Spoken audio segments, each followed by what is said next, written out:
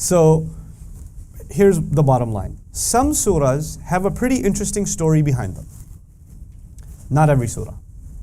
Not every surah has a story behind it, or a story that we know of for sure. Some surahs we know a story for sure. So Surah Al-Fath, for example, surah number 48 of the Quran, has a pretty elaborate story. You can call it the Treaty of Hudaybiyah. You familiar with the incident? Right? That if you don't understand the Treaty of Hudaybiyah, you're going to have a hard time understanding surah number what? 48. You need like a really good study of the entire treaty, every little detail, before you get to Allah's commentary on that treaty. That's important. So, or Surah At-Tawbah is at the occasion, the 9th surah is at the occasion of the conquest of Makkah. So if you don't know what's happening with the Romans, if you don't know what's happening with the Meccans, you don't know what's happening between, Ali radiallahu anhu and Abu Bakr as-Siddiq on their trip to Hajj and all of these details, if you don't know that, you're going to miss out on what Allah is talking about in Surah At-Tawbah. Some surahs have a pretty elaborate historical story behind them, and you better know. You better have a full picture of what's going on. We're actually entering a really interesting surah from that perspective. We're going to be studying Surah Al-Kahf, right? Now what's remarkable about Surah Al-Kahf, there are many things, many narrations about Surah Al-Kahf. We're going to explore a bunch of them together, inshallah. But one of them that's really fascinating is that the Prophet ﷺ was asked certain quiz questions to see if he's really a prophet. And he was asked about who the people of the cave are. Right? Now the people of the cave, I'll let you know now, I'll give you a little hint now. The people of the cave are actually considered saints in Jacobite Christianity, in Syrian Christianity of the time. They were considered saints. They were believed to have been discovered 120 or so years before the coming of the Prophet ﷺ. I'll give you the full notes later. Relax, just listen for now. Okay?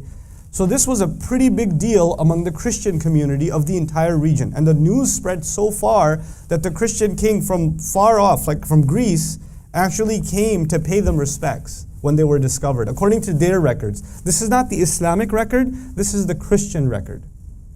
And they were such a big deal that for the last 100 or so years, this is before the birth of the Prophet ﷺ, there were songs made about them in Greek, and then the Greeks basically completely took over the story and it was lost on the Arabs, the Arab Christians.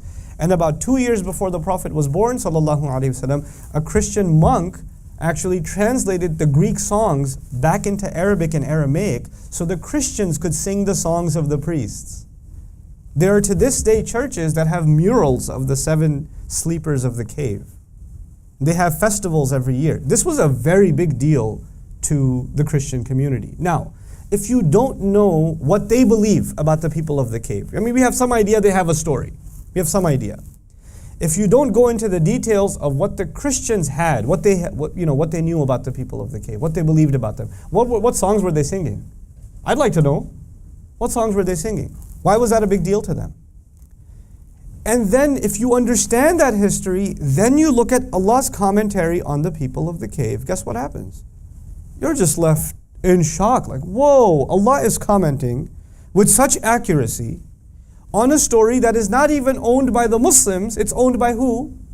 The Christians, and not even the average Christian, the scholars among the Christians. And Allah is correcting their story for them. Allah is correcting their story for them.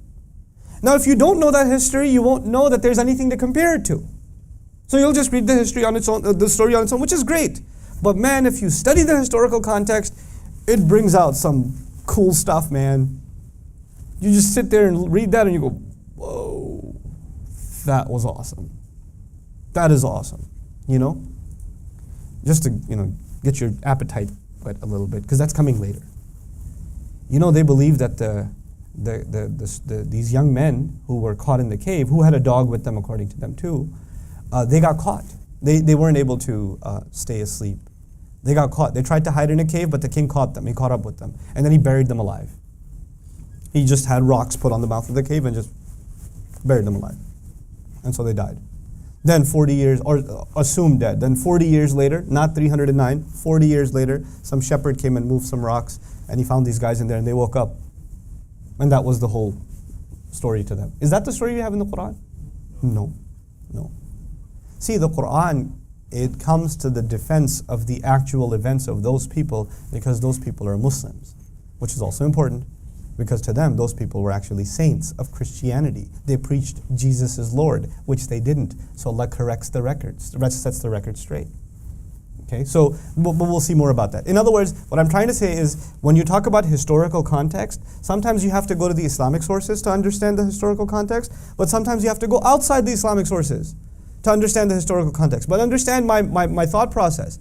I am not going to non-Muslim sources, to Christian sources, to Jewish sources. Yes, I will go to Jewish sources too.